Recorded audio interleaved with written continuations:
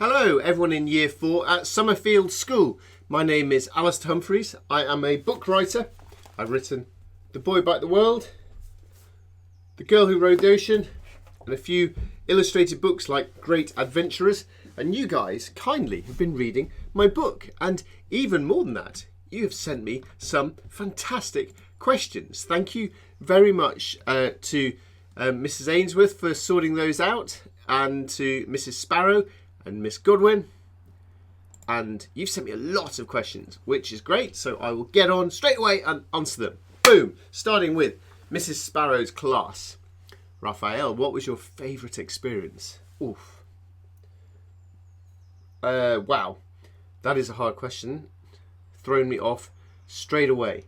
I went to up in the Lofoten Islands in Norway, seeing and camping beneath the Northern Lights on a night when the Northern Lights went totally nuts and the sky was rolling green waves of colour. That was pretty magical. Remy, how many languages have you learned? Well, I did GCSE French, German, Spanish and Latin, and English. So a little bit of those, but when I was cycling around the world, I never got brilliant at anything really, because I was always just moving countries, lots and lots of new countries. So I got pretty good at Spanish because I had a whole year in Latin America, but generally speaking, I just learned enough to be sort of polite in different places. But I wish I could speak loads of languages. That would be amazing. Gaius, have you ever been robbed? Now, before I set off around the world, I was really worried about robberies and dangers. And if you read the news, everywhere looks so dangerous and terrible. But the reality was, I met thousands of kind, generous, helpful people. And the world was so much safer and more positive and more welcoming than I'd imagined it would ever be. Casper, which language was the hardest to learn or understand? I think for me, the hardest ones were the ones where I couldn't even read the signposts. So, for example, you go to Italy. I can't speak Italian, but I can read the signpost that says Milano, and off I go. China, I couldn't speak Chinese, I couldn't read Chinese, and so seeing the signposts for different towns, having no idea what they were, so that was hard. Anywhere with different alphabets was really hard, which would include where it had different alphabets. China, Japan, Russia, Georgia, Ethiopia, the Middle East. Yes, quite a few places. Maxwell, did you have a rest and relaxation day? Yes, I had lots of days off. So what I'd do is I'd cycle every day till I got somewhere interesting, and then I'd stop and rest and enjoy that place and then carry on again. I wasn't trying to break any speed records. If you want to see a speed record, Google Mark Beaumont, who cycled around the world in less than 80 days. He went crazy fast and he was not having much rest and relaxation. George, what's your next adventure going to be? My next adventure is going to be even smaller than anything I've done before. I've gradually got smaller and smaller with my adventures, and what I'm trying to do these days is encourage people to explore locally, to show that you don't need to jump on a plane, to fly off to different parts of the world to have adventures, and that you can find adventure and wildness really close to home. So I've started exploring the single local map that I live on, and I'm writing about that and enjoying discovering things closer to home that I never knew existed. Vigo, or perhaps Vigo. When I walked across Spain playing my violin very badly, look on YouTube, My Midsummer Morning. I'm terrible. I started in a town in Spain called Vigo. I wonder if you've been there. I wanted to cycle around the world, Vigo, because... I'm sorry, I don't know your exact pronunciation, by the way, but it is a good question. I wanted to cycle around the world because I wanted to go new places, see new things, discover new things. I also wanted the challenge to test myself, to try and do something really difficult. And I wanted to have some good stories to write books about. Abdullah, did you get bitten or stung by any animals or insects?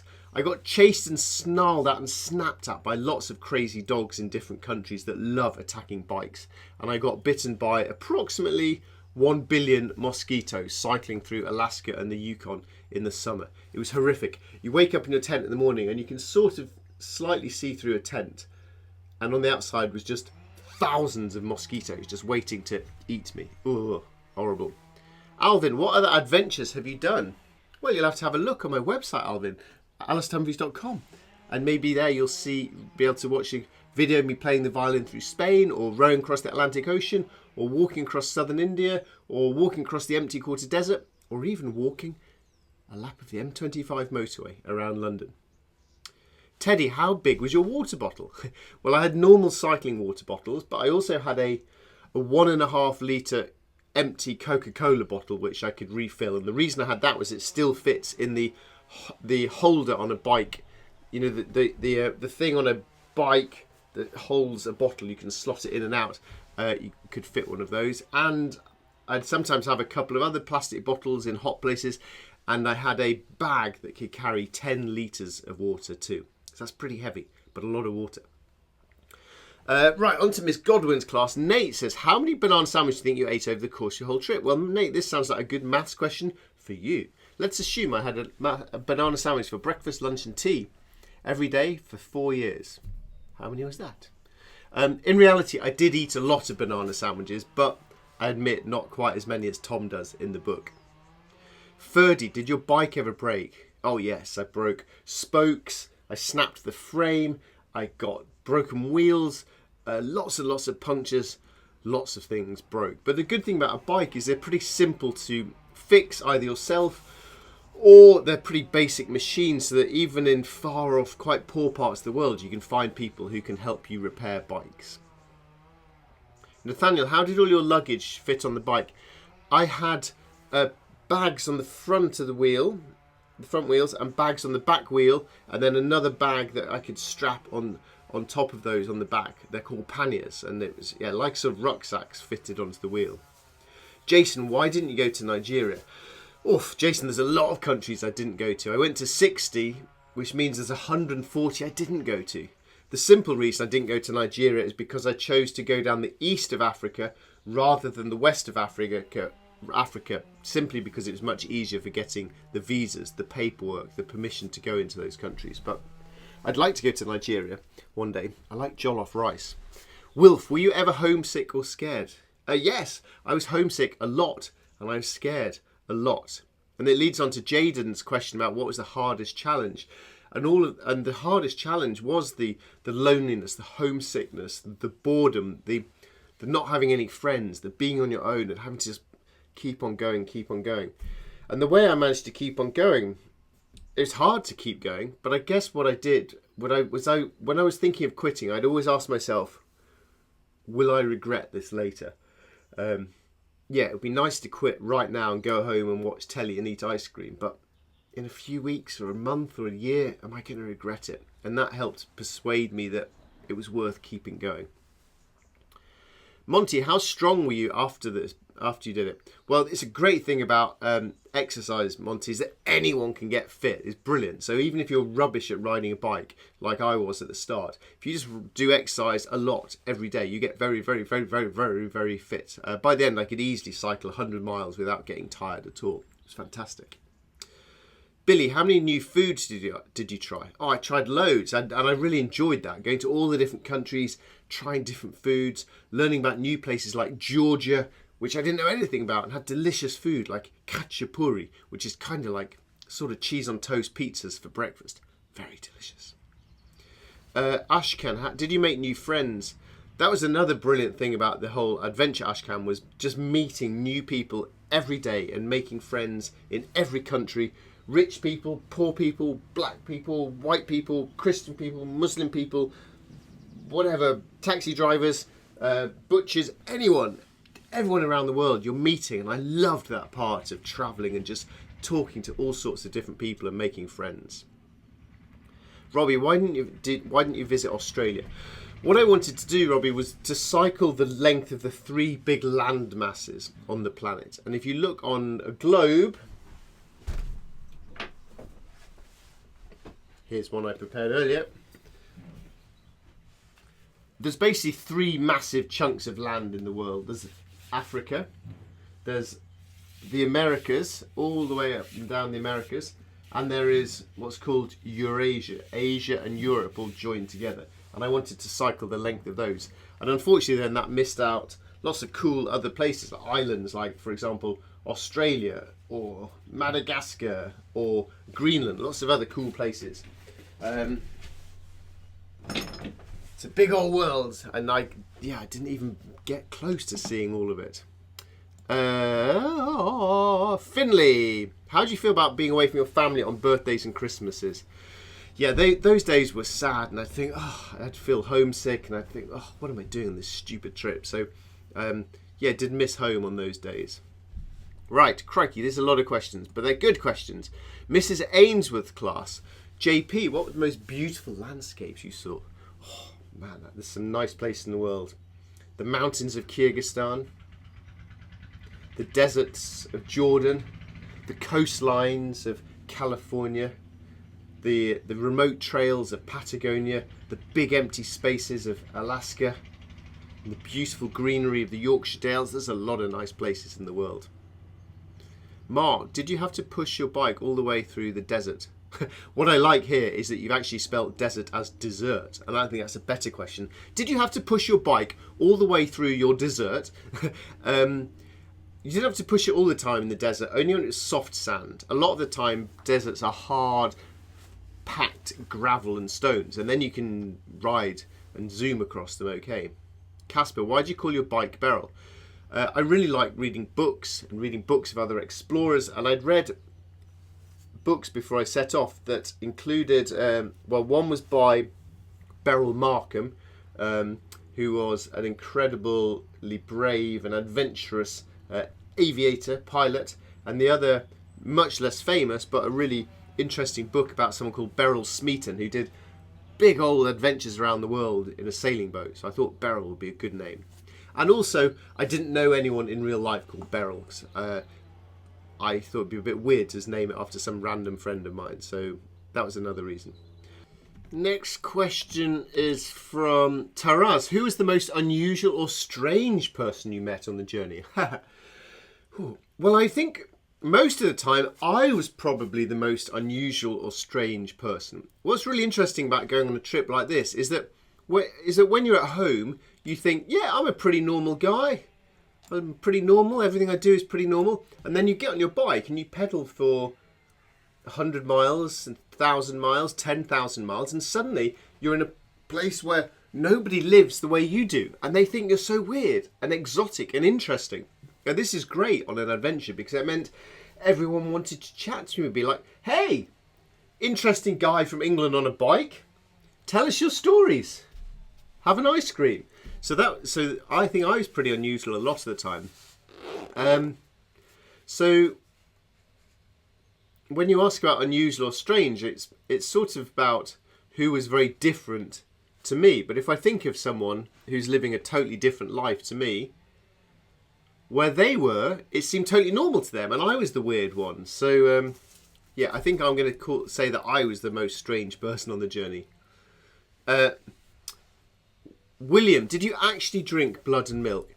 If so, what did it taste like? So, William, I cycle around the world, and the stories that you read in the book, the things that I did, and they're basically true stories, but polished a bit to make the story a bit simpler or a bit more interesting, but generally true. With one exception. Page 1 of the very first book, Tom drinking the milk, which I totally made up. And I didn't do that at all. I did stay in those villages, those Maasai villages, with their fantastic Maasai and their beautiful robes and the cattle, but I didn't drink the blood and milk. And ever since, I've wondered, why did I put that story in to start the whole book? Because the whole book is true, except that I made up page 1. So I don't actually know why I did that. I think I should have just left it with me, Tom, visiting the village. I think that would have been enough. But I made it up. Blake, what continent's your favourite and why? Very hard question. Everywhere is fantastic. Africa has a special place for me because it was the first continent, the first really big adventure. South America, I loved because I could speak the language fairly well. North America, I loved because I could speak the language even more well, even more betterer. And also it was really quite simple. It had decent roads, people spoke English. clean water to drink, but also really beautiful and really interesting as well. I very much enjoyed North America. Asia, so much crazy variety to it, but definitely the best food continent. And then Europe has got so many fascinating countries squidged really close together, so it's very hard to choose. There's lots of different reasons to go to lots of places. Max, what inspired you to travel so much? I think what inspired me was to keep doing it so much was the variety.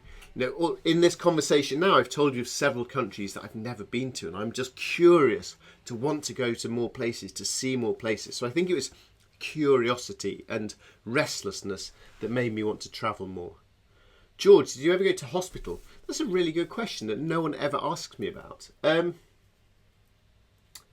I had to have a filling, my first ever filling in my teeth in America because I didn't have much money. I was always just eating whatever was the cheapest food. And in some countries that means eating fruit and vegetables, which is healthy. But in North America it means eating processed white bread, giant tubs of peanut butter stuffed with fat and sugar, and all you can drink endless cans of Coca-Cola from petrol stations. No, so big cups, refilled cups of Coca-Cola. Loads of calories, terrible for your teeth. So I got my first and only filling thanks to that. Did I do anything else? No, nothing at all. How lucky is that? Kareem, who encouraged you the most to cycle around the world? That's a great question. Because I don't think anyone encouraged me to. No one really put me off. Like my mum and dad didn't put me off, but they definitely weren't going, yeah, go have a crazy adventure. Don't bother getting a job. So I'll tell you what encouraged me generally though was reading books and stories of adventures. And where I read all of those books and stories was in Oxford. I was training to be a teacher, very close to where you guys are now. And I was practicing in schools and going into lectures and university. But I was also reading books of adventure thinking, I like teaching, it's interesting. But if I start teaching now, I'm never going to go and cycle around the world. If I start teaching now, I'll probably be teaching in 10 and 20 or 30 years time. Maybe I'll become a head teacher. That'll be cool. That'll be interesting. It'll be a good life. But I won't cycle around the world. So I'd probably better do it right now. And that's what prompted me to be brave and go do it. Benjamin, what was the best building you saw? Gosh, how about Petra, Lalibela,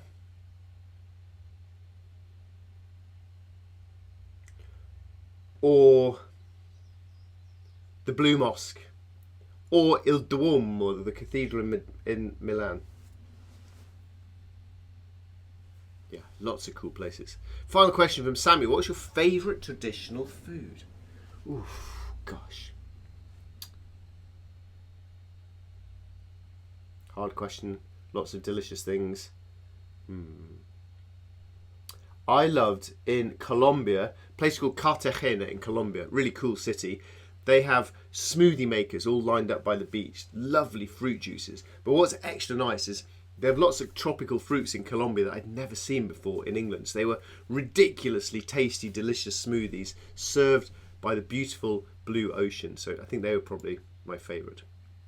Thank you very much for all of these fantastic questions. And thank you for reading my books. And good luck with all your own adventures. Thank you. Bye.